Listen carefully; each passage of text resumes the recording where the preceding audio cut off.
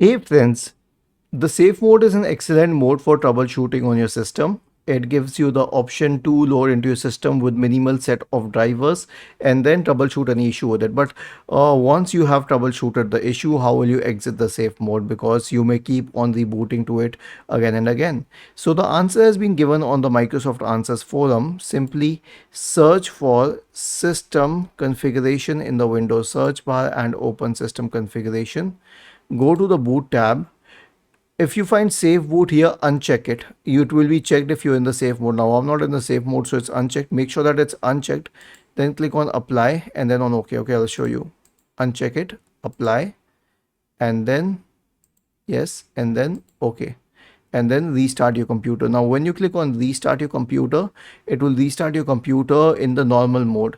This way you will be able to exit the safe mode.